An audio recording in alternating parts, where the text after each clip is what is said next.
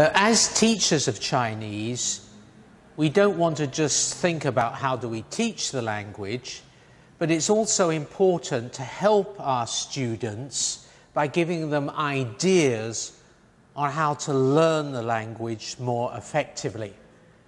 And so we're now going to think about language learning strategies, language learning ideas on how to get it in and also how to get it out. As I observe language learners, everyone has ideas on how to learn languages, but just how effective are they? So we need to ask ourselves, what are the good language learning strategies? What are the ideas that the good language learner uses that helps get it in to long-term memory more effectively, and how the student becomes fluent more quickly than the average student? One linguist said that in order to get it into long-term memory effectively, we need to invest mental energy. We need to focus on words, so we need ideas that are going to help us to invest this mental energy. In other words, just simply going through a list of vocabulary items or simply going through some vocabulary cards, 1, 2, 3, 4, that sort of thing, isn't going to help. We need ways. Now, if you remember in the lecture on how to teach vocabulary, gave you ideas on how to teach vocabulary to help the student get it in. But in this lecture, I want us to think about how can we help the student themselves find ways to get it in more effectively. Well, firstly, we're going to look at memory strategies, how to get it in. Now, one thing, of course, is flashcards, the picture one side. Best to have the picture rather than English, because the picture, we use the right side of our brain. And so here's the picture one side, and then the Chinese, 香蕉 the other, and here's the picture, and 橘子 the other side, and here is picture and 苹果 the other side.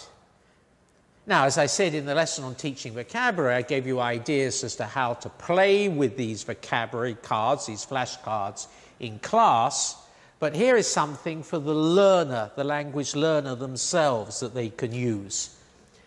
Dr. Leitner invented this memory box.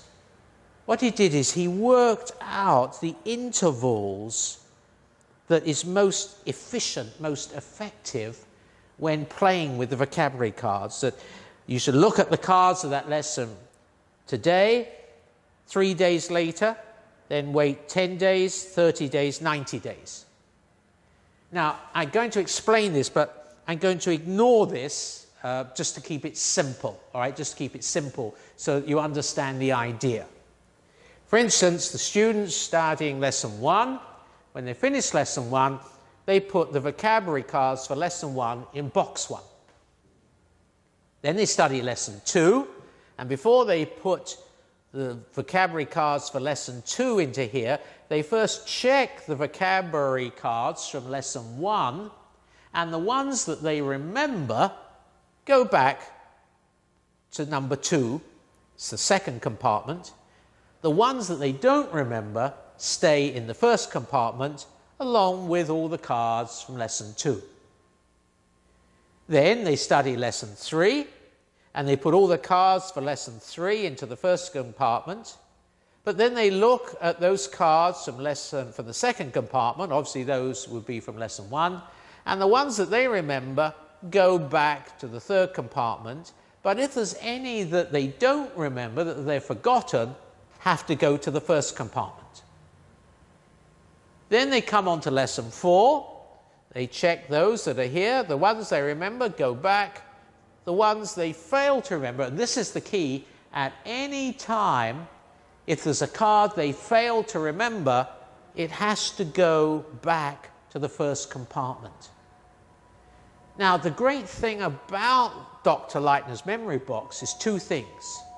One, it forces the student to focus, spend time on the vocabulary cards that they're finding difficult to remember, because at any stage along, if there's a card, it's a vocabulary item they can't remember, fail to recall, it has to go back to the first box and then work its way back again. But the other thing is, the cards that they do remember work their way back compartment by compartment, and then when they still remember them when it's got to compartment 5, they can throw them away. There's no point in keep looking at them anymore because they've already got it into long-term memory. And so this is really helpful, that it gets the student feeling good, hopefully, about the ones they remembered, waved goodbye to, but at the same time focusing on the ones that they haven't yet got into their long-term memory. So the first strategy, therefore, flashcards. Another one is to record the new vocabulary. Maybe there's already a recording of the vocabulary in the textbook, that's fine. Or you could record it for the student, or the student themselves could record it. The English, then the Chinese, and then again the other way round. And what happens is that the student uses the pause button to test themselves. So for instance, they hear Hong, hit the pause button and have to say red. They hear Liu, they hit the pause button and has to say green. And then the other way round. They hear red, they hit the pause button and have to say Hong. They hear green, hit the pause button and has to say Liu. And what they're trying to do is to speed up, to get it as quickly, as automatic as possible.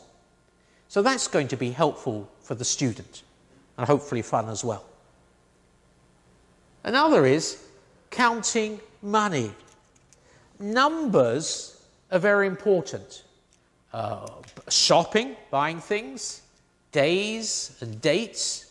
I'm sure you can think of other times when we use numbers every day, bus numbers, train numbers, whatever it is. And so tell the student to keep 9 $1 coins in their pocket plus several $10 coins. And then when they're waiting for the bus, or they're on the bus, or they're wondering what to do, they simply get them out and go 1, 2, 3, 4, 5, 6, 7, 8, and then 11, 12, 13. They keep playing with them. They keep playing with them. And in this way, they become fluent with the numbers as quickly as possible. Numbers are very important. Another idea is saying the action. Saying the action, particularly daily routine. For instance, getting washed and dressed. 我刮脸, 我刷牙, 我洗澡, 把身体擦干, 我梳头发, 我把衣服穿上, and then you name each item of clothing. Or for instance, cooking.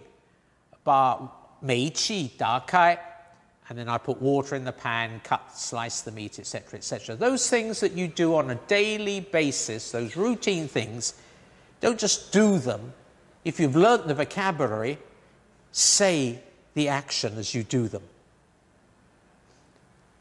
Another idea is labeling items, particularly in the house. On the table, 桌子, a chair, 椅子. And then as you see them, say them.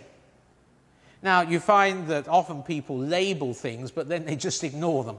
And so tell your student, maybe once a day, for instance, when they finish their evening meal, they go around the house and they look at all these, say, 桌子, 椅子, 电扇, and all the things that they've labeled in the house. That's a helpful way of getting vocabulary into long-term memory. Another way, and we mentioned this in another lecture, is grouping words under topics. For instance, you've got a notebook or use your computer.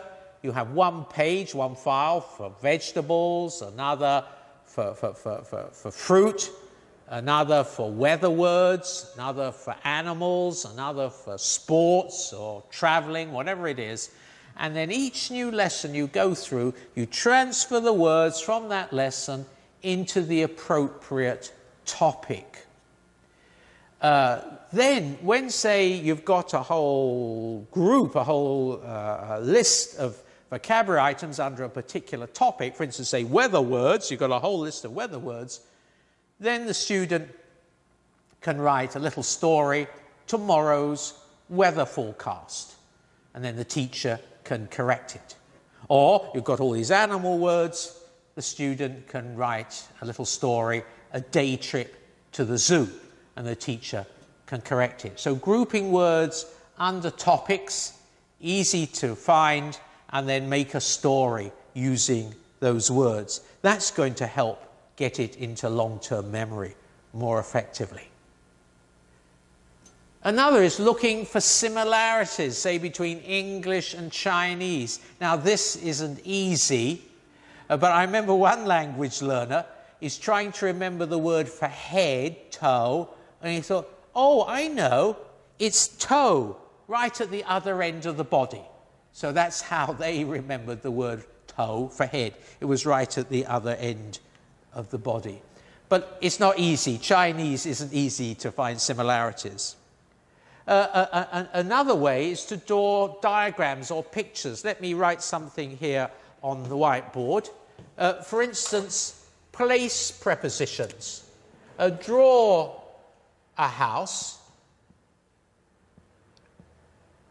and then the place prepositions.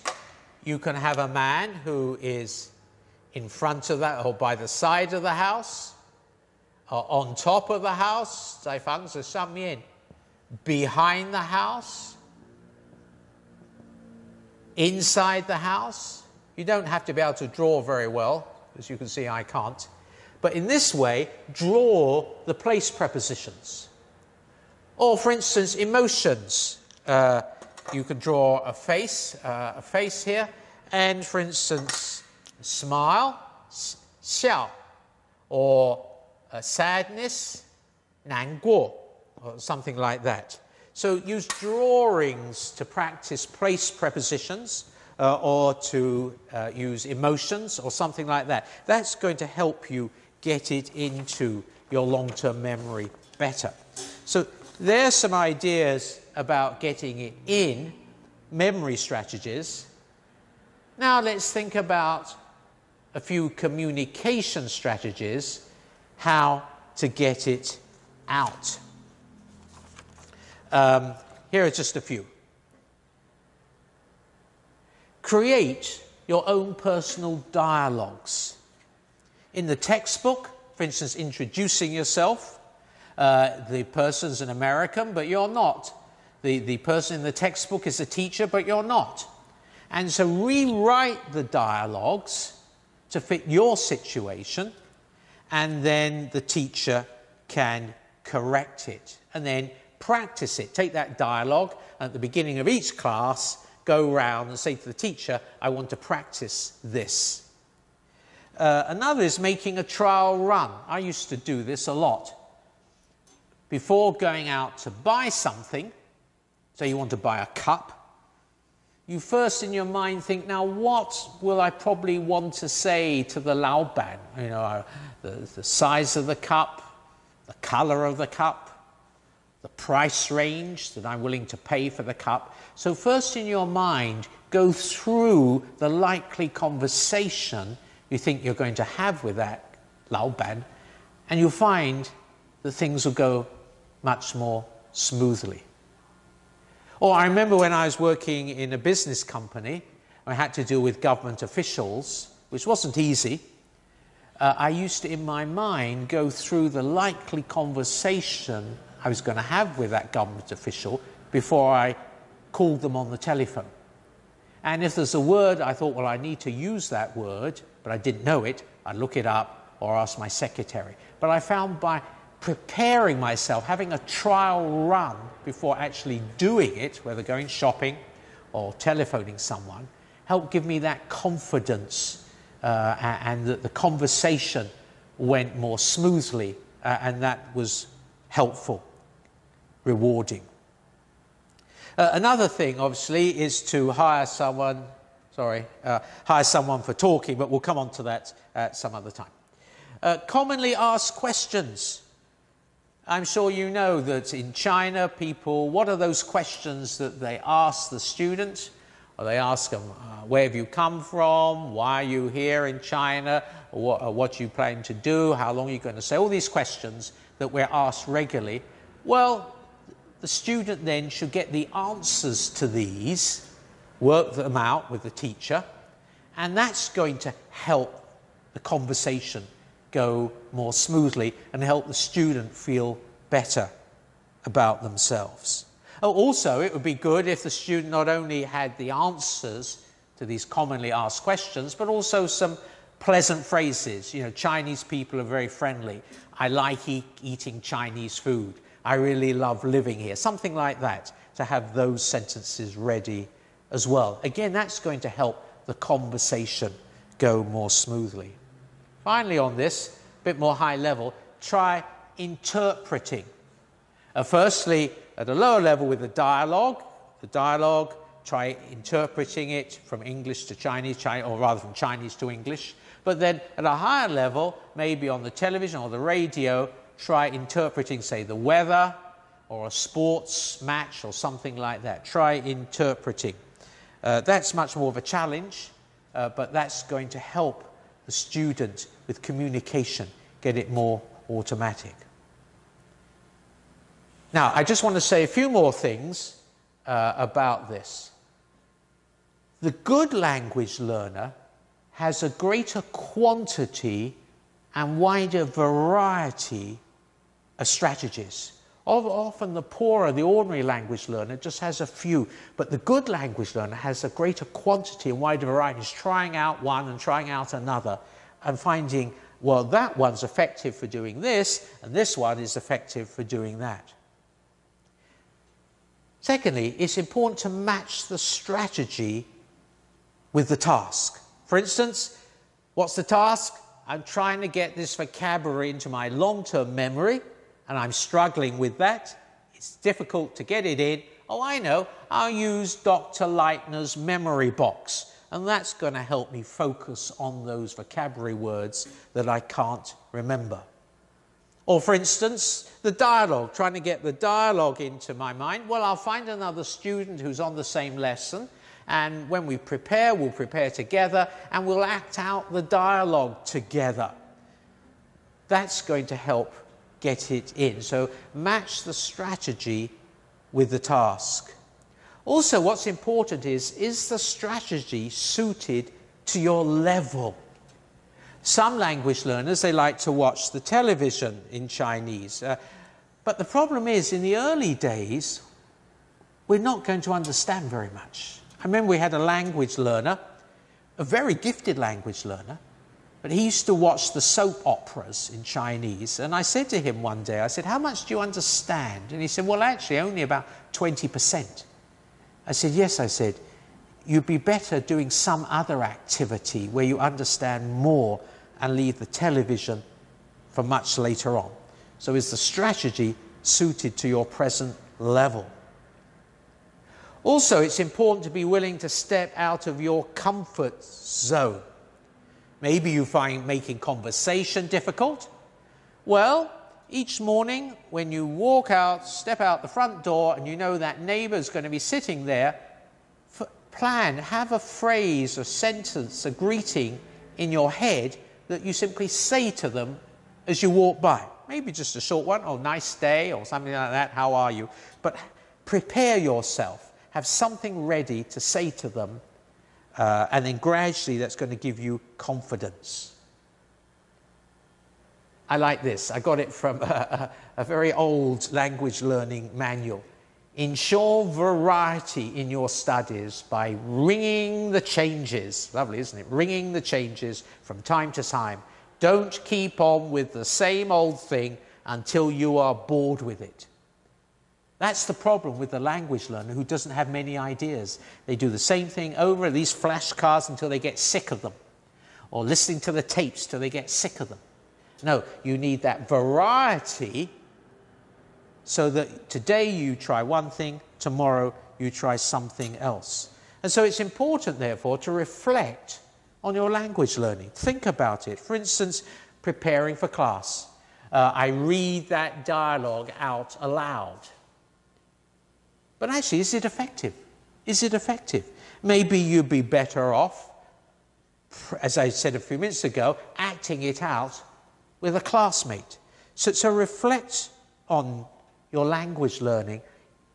Are the strategies that you're using effective or not? If they're not, you might as well stop doing them. And so let's review finally what we've just said. Let's answer this. We get it into our long-term memory more effectively when we focus on the vocabulary. How? Let me throw out a few ideas. We get it into our long-term memory more effectively when we focus on it by organizing it, putting the vocabulary under different topic groups: fruit, vegetables, weather, sports, traveling. We get it into our memory, long-term memory more effectively when we write a story about it. We've got those weather words, and so we write a story about tomorrow's weather forecast and then get it corrected by the teacher. We get it into our long-term memory more effectively when we personalize it. We take that dialogue from the textbook. It's about buying mangoes, but I don't like mangoes, and so I like apples, so I rewrite it to suit myself. That's going to get it in, personalizing the dialogues in the textbook and then practicing it with the teacher.